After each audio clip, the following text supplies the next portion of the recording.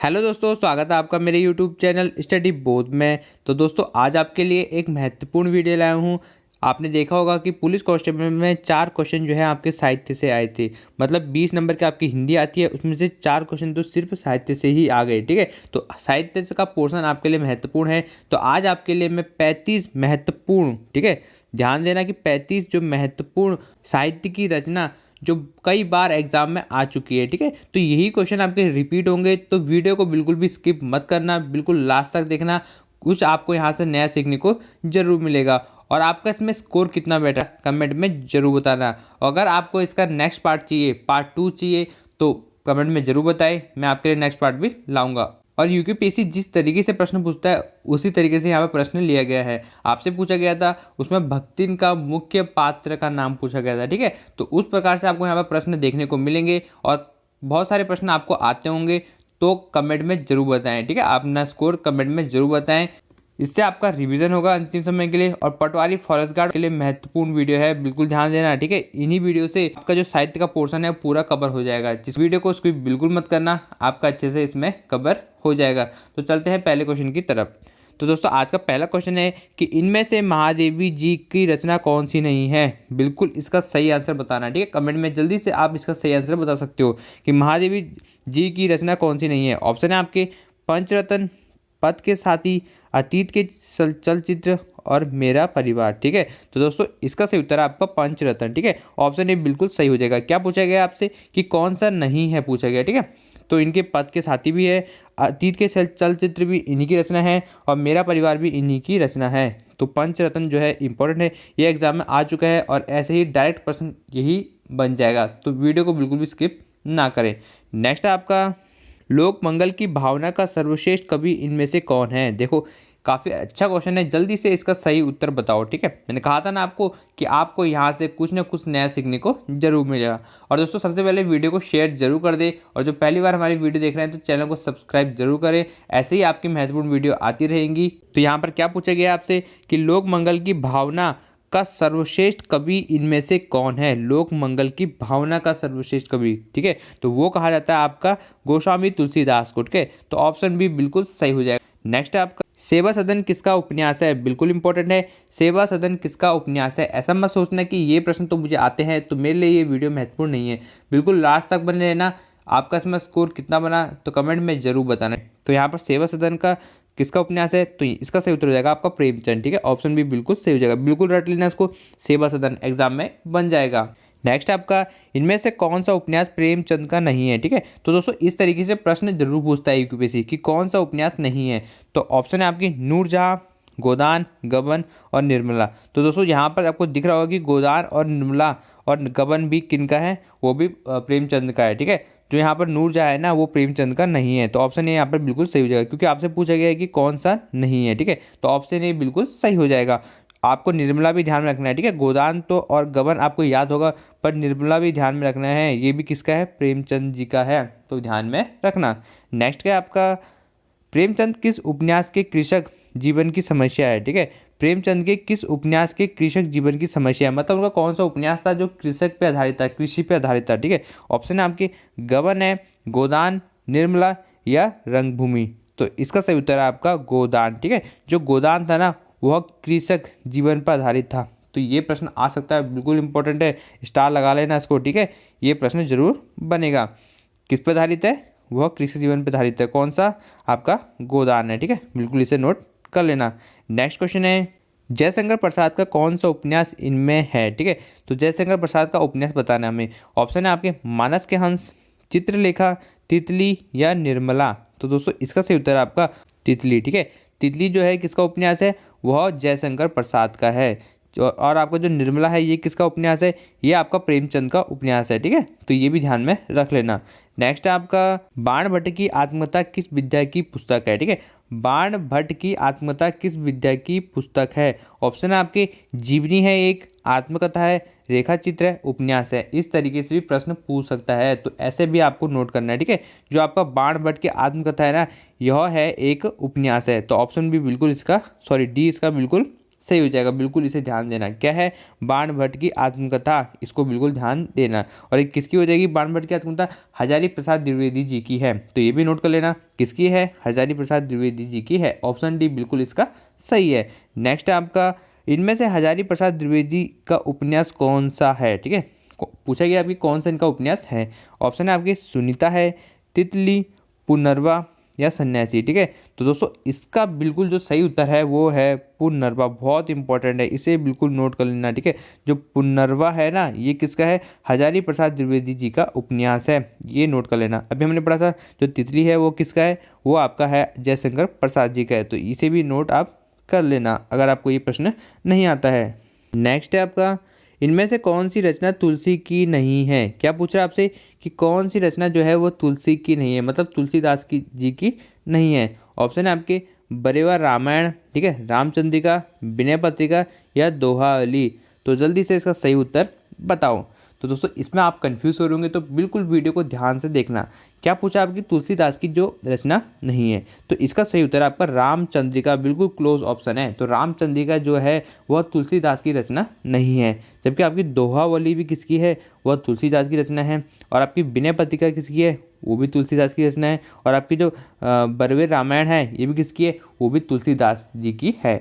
जो तुलसीदास जी से इन्होंने राम के ऊपर, मतलब इन्होंने जो राम भगवान थे उनके ऊपर बहुत सारी रचना लिखी गई है। तो रामचंद्रिका यहाँ पर आपको कंफ्यूज करने के लिए दे रखा है, तो इसलिए इसको ध्यान से देखना। रामचंद्रिका जो है वह तुलसीदास का नहीं है, बिल्कुल इसे नोट कर लेना। नेक्स्ट क्वेश्चन है आपका, इनमें से सूरदास की रचना कौन सी नहीं है? ठीक है, क्या पूछा आपसे कि सूरदास की रचना इनमें से कौन सी नहीं है। ऑप्शन है आपके सुरसागर, उद्वस्तक, साहित्य लहरी या सुर सरावली। ठीक है, जो आपकी सूरदास की रचना है इनमें से नहीं है पूछा गया। ठीक है, तो इसका सही उत्तर हो जाएगा आपका ऑप्शन बी, बिल्कुल सही है, उद्वस्तक। जो उद्वस्तक है ना, ये आपकी सूरदास की रचना नहीं है। सूरदास को आप ऐसे पहचान सकते हो कि सुर जहाँ पर आ गया ना, तो वहाँ पर वो सूरदास की रचना है। जैसे सुर सरावली, ठीक है, साहित्य लहरी, सुर सागर, तो इनमें जो है आपको सुर का आभास दिख रहा होगा, और ये रचना जो है सूरदास की है। ठीक है, और जो आपका उद्वस्तक है ये रचना इनकी नहीं है, तो बिल्कुल ये सही हो जाएगा। नेक्स्ट आपका, किस काल को स्वर्ण काल कहा जाता है? ये बहुत इंपॉर्टेंट है, बिल्कुल इसे नोट कर लेना। ठीक है, ऐसे प्रश्न जरूर आएगा कि किस काल को स्वर्ण काल कहा जाता है। ऑप्शन है आपके रीतिकाल, ऑप्शन बी भक्ति काल, ऑप्शन सी है आदिकाल या आधुनिक काल। तो जल्दी से इसका कमेंट में आप उत्तर बता सकते हैं कि किस काल को स्वर्ण काल कहा जाता है। तो इसका सही उत्तर है आपका भक्ति काल। ठीक है, जो भक्ति काल है इसको हम क्या कहते हैं? इसे हम कहते हैं स्वर्ण काल कहते हैं।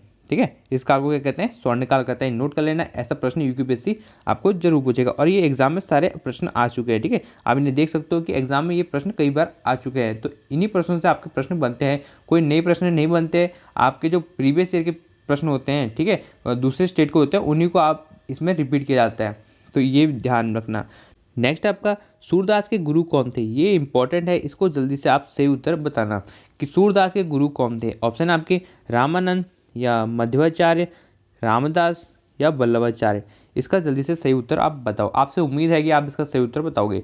तो इसका सही उत्तर आपका सूरदास के जो गुरु थे ना, क्या पूछा गया आपके? सूरदास पूछा गया। ठीक है, तो उनके गुरु का नाम था वल्लभाचार्य, तो ये बिल्कुल सही हो जाएगा ऑप्शन डी। ठीक है, आप गलत करके मत आना, रामानंद मत लगा देना। ठीक है, आपको रामानंद ध्यान आ रहा होगा, वो नहीं है। इसका जो सही उत्तर है आपका वो है वल्लभाचार्य है।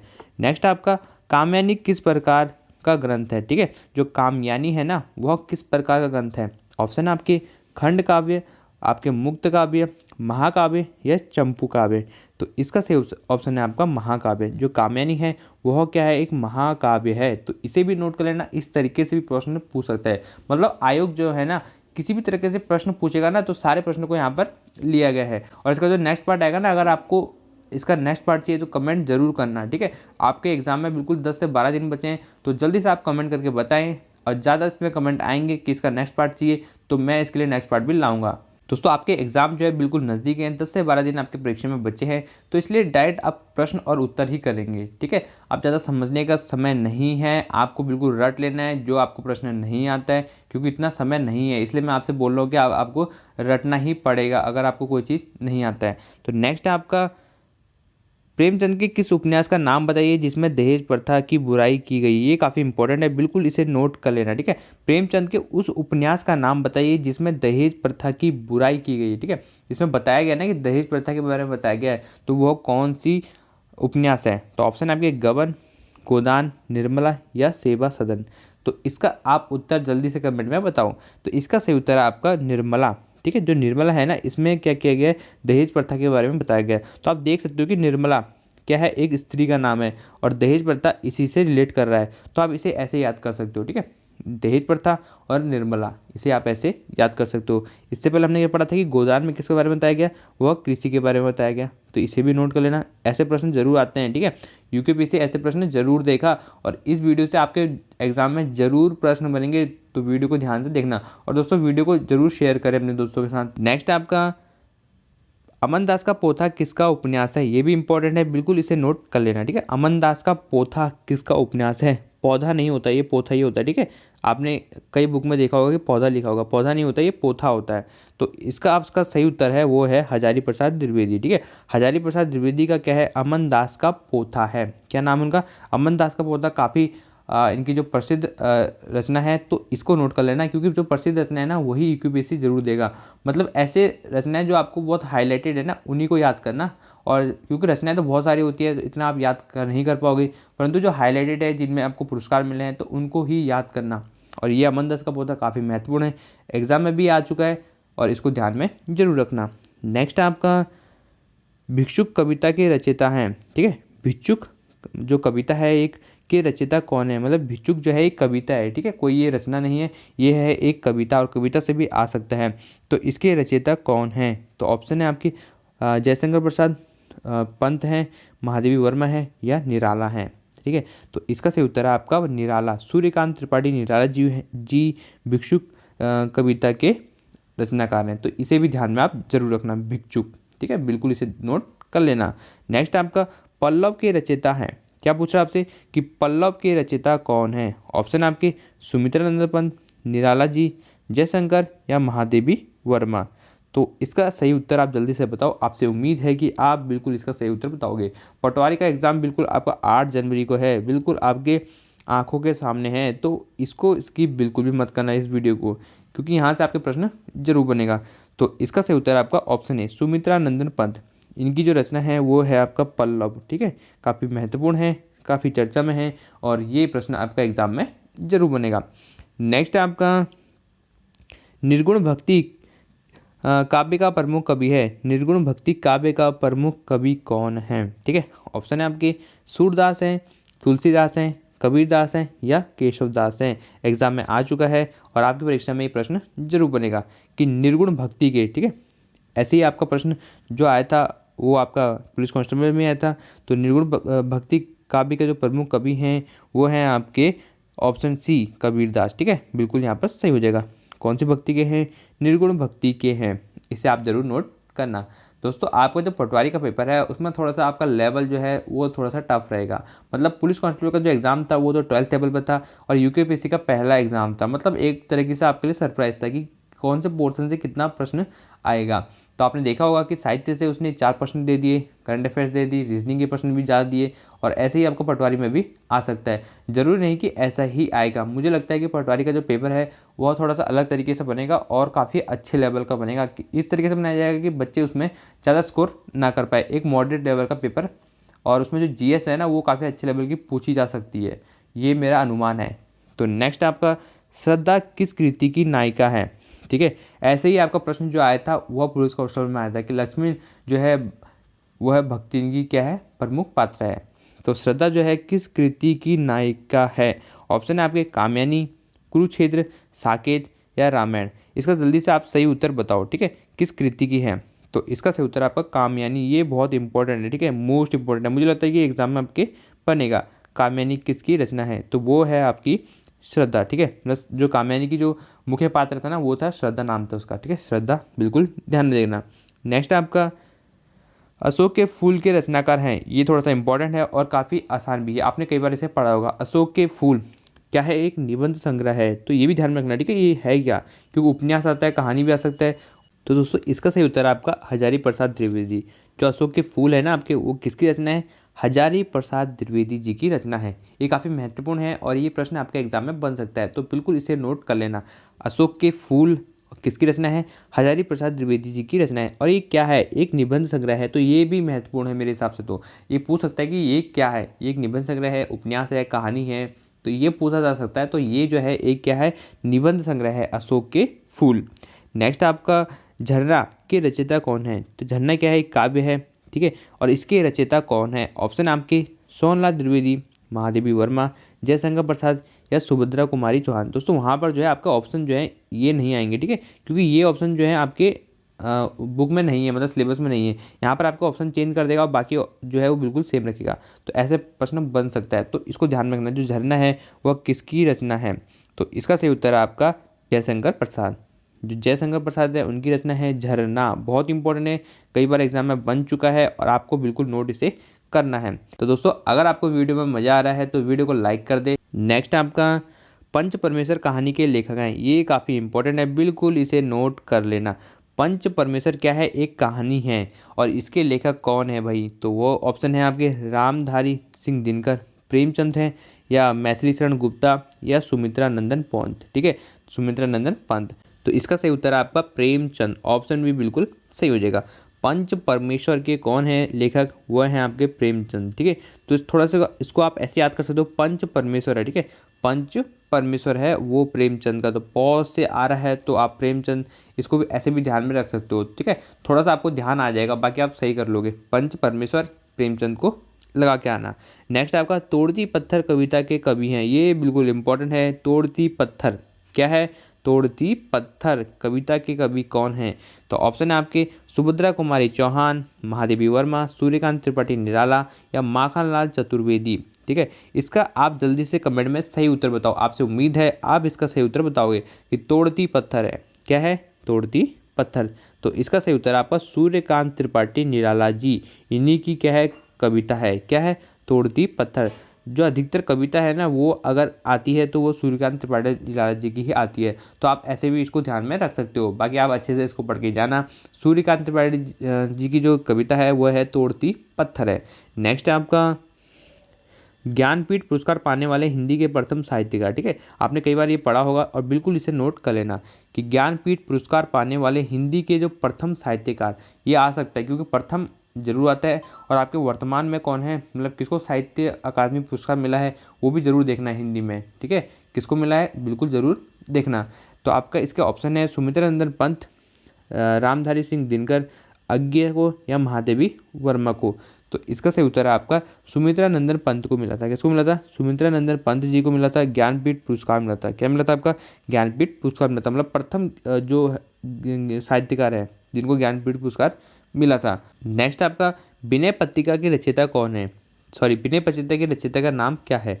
तो जो विनय पत्रिका है ये आपने पढ़ा होगा, तो इसके रचयिता हैं आपके तुलसीदास, बिल्कुल ध्यान रखना। गोस्वामी तुलसीदास जी जो है वह विनय पत्रिका के हैं रचयिता है, ये आ सकता है, ठीक है, बिल्कुल आ सकता है, नोट कर लेना, बिल्कुल मोस्ट इंपॉर्टेंट। जितने भी इसमें 35 आपको दिए गए हैं प्रश्न मोस्ट इंपॉर्टेंट है बिल्कुल, ठीक है, ऐसा नहीं कि वो नहीं आएगा इनमें से कोई, तो सारे के सारे इंपॉर्टेंट है, बस आप इनको रट लो अच्छे से, ठीक है।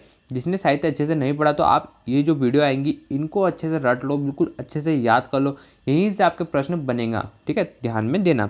नेक्स्ट आपका अपभ्रंश का वाल्मीकि किसे कहा जाता है? ये बहुत इंपॉर्टेंट है। आप सोच रहे हो कि इसमें ऑप्शन में हमारे सिलेबस का कोई भी नहीं दिया है, परंतु आपके जो सिलेबस में अपभ्रंश जरूर है, तो इसे जरूर ध्यान देना कि अपभ्रंश का वाल्मीकि किसे कहा जाता है। ऑप्शन है आपके पुष्पदंत को, धनपाल को, शालिभद्र सूरी को, या स्वयंभू को। आधे से ज़्यादा बच्चे इसी में लुढ़क जाएंगे कि अपभ्रंश का वाल्मीकि किसे कहा जाता है। ये कहाँ से प्रश्न पूछ लिया आयोग ने, ऐसा आप बोलोगे, परंतु इसे ध्यान से देखना, ठीक है। आप स्टडी बोर्ड की वीडियो देख रहे हो तो आपको घबराने की ज़रूरत नहीं है, ठीक है। तो इसका सही उत्तर है आपका स्वयंभू, ठीक है। मतलब अपभ्रंश को वाल्मीकि किसे कहा जाता है? जो अपभ्रंश है ना, आपने पढ़ा तो होगा अपभ्रंश, जो आपका हिंदी का विकास हुआ है, संस्कृत पाली फिर प्रकृति हुआ है, फिर अपभ्रंश आता है, फिर अवहट आता है, फिर आपका हिंदी आता है। तो अपभ्रंश जो है क्या होती है? टूटी फूटी भाषा होती है जिससे हमारा क्या विकास हुआ है? हिंदी का विकास हुआ है। तो उसके वाल्मीकि किसे कहा जाता है? क्या कहा जाता है उसे? वाल्मीकि किसे कहा जाता है? तो वो कहा जाता है स्वयंभू को कहा जाता है। किसको कहा जाता है? स्वयंभू को कहा जाता है, बिल्कुल इसे नोट करना, स्वयंभू को कहा जाता है, नोट कर लेना, एग्जाम में ये बनेगा। नेक्स्ट आपका निम्नलिखित में से कौन सा नाटक प्रसाद का नहीं है, मतलब जयशंकर प्रसाद जी का कौन सा इसमें से नाटक नहीं है। ऑप्शन आपके जन्मेजय का नागयज्ञ, स्कंदगुप्त, ध्रुव स्वामिनी और सिंदूर की होली। जो जयशंकर प्रसाद जी हैं उनकी काफ़ी रचनाएं हैं, तो इसलिए वहाँ से प्रश्न जरूर पूछ सकता है आपसे।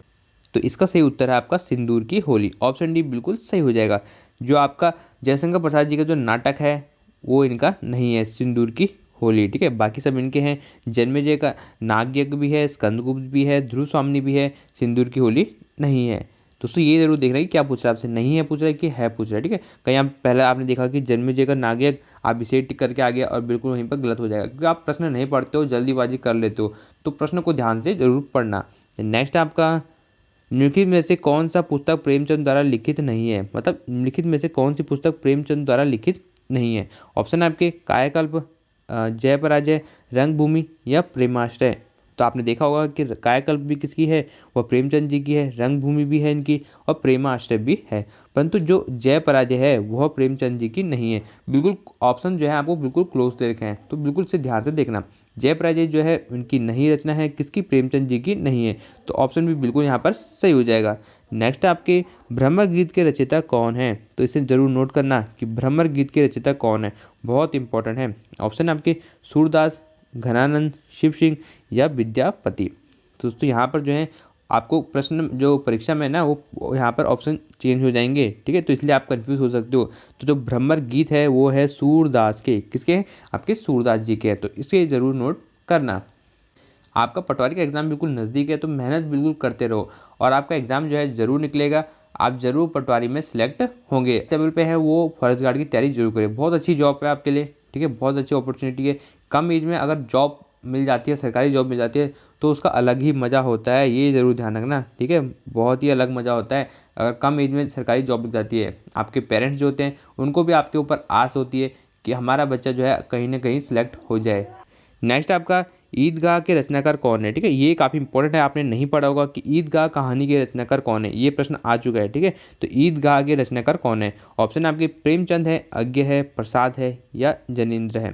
तो इसका सही उत्तर आपका प्रेमचंद। बिल्कुल नोट कर लेना, ईदगाह ये आ चुका है परीक्षा में पेपर। ठीक है, तो ईदगाह के रचनाकार कौन है, आपके प्रेमचंद्र हैं। ईदगाह की रचना है। ठीक है, ये नोट करना, क्योंकि जो प्रेमचंद जी थे ना वह उर्दू में भी कविता लिखते थे अपनी, किसमें लिखते थे, उर्दू में भी अपनी रचना लिखते थे। तो ईदगाह भी उन्होंने उर्दू में लिखी है, तो इसको जरूर ध्यान देना।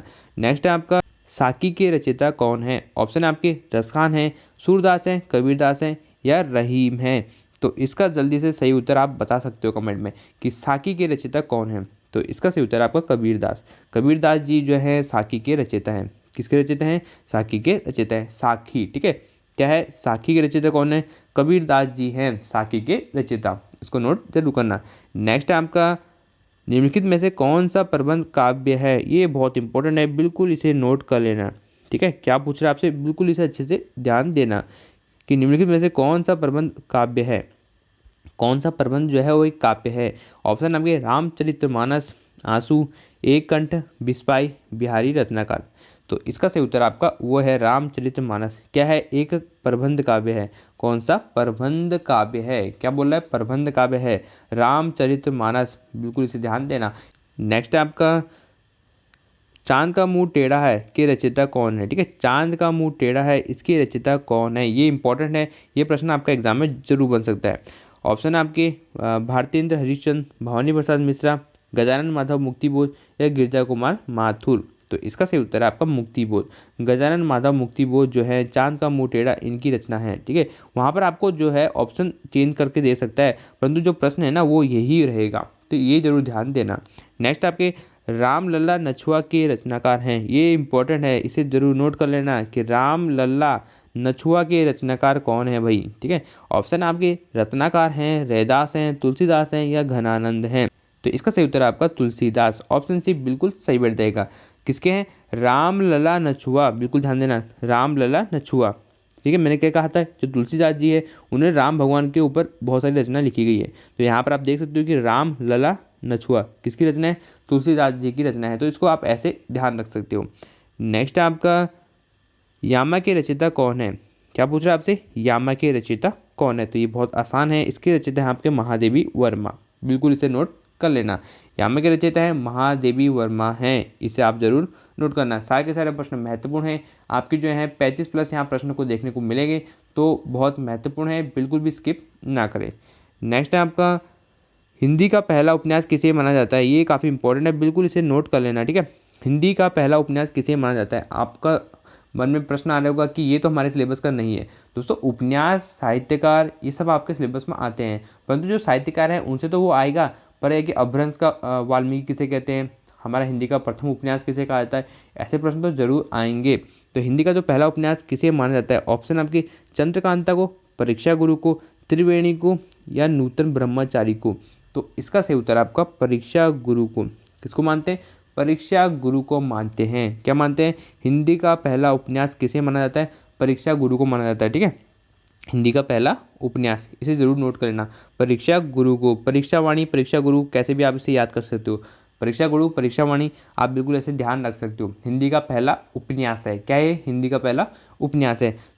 तो ये थी आज की महत्वपूर्ण वीडियो, जिसमें हमने 35+ प्रश्नों को देखा, जो आप सबके लिए महत्वपूर्ण हैं, आपकी आगामी परीक्षाओं के लिए बहुत महत्वपूर्ण है। तो वीडियो को बिल्कुल भी स्किप ना करें, ध्यान से देखें, और जितने भी फैक्ट बताए ना उनको भी नोट कर लेना आप, और वीडियो को जरूर शेयर करना अपने दोस्तों के साथ। हमारे चैनल पे हिंदी के अलग से प्रैक्टिस सेट आप कर सकते हैं, जिसमें हमने 20 प्रश्नों को लिया है। आपके एग्जाम में 20 प्रश्न आते हैं, और वहाँ पर भी आपके 20 प्रश्नों को लिया गया है। जैसा आपका पेपर बनेगा उसी पैटर्न पे लिया गया है, तो उनको ज़रूर देखना। आपको फोल्डर मिल जाएगा, या मैं उसका लिंक कमेंट बॉक्स में और आपका डिस्क्रिप्शन में दे दूंगा, आप वहाँ से भी जाके देख सकते हैं। और हमारे चैनल पे करंट अफेयर्स की क्लासेस भी आप कर सकते हो, नेशनल करंट अफेयर्स की भी और उत्तराखंड करंट अफेयर्स की क्लासेस भी देख सकते हैं। हमारे चैनल पे 10 फुल प्रैक्टिस सेट भी सॉल्व किए गए हैं, आप उन्हें जाके जरूर देखना। पटवारी के लिए, आपके फॉरेस्ट गार्ड के लिए अति महत्वपूर्ण हैं, तो उन्हें जाके जरूर देखना और अपना स्कोर कमेंट बॉक्स में ज़रूर बताएं। और इस वीडियो में आपका स्कोर कितना रहा वो भी ज़रूर बताना, और आपको उसका नेक्स्ट पार्ट चाहिए तो कमेंट बॉक्स में ज़रूर बताएं। मिलते हैं नेक्स्ट वीडियो में, तब तक के लिए नमस्कार। अपनी पढ़ाई करते रहें और अच्छे से अपना ध्यान जरूर रखना।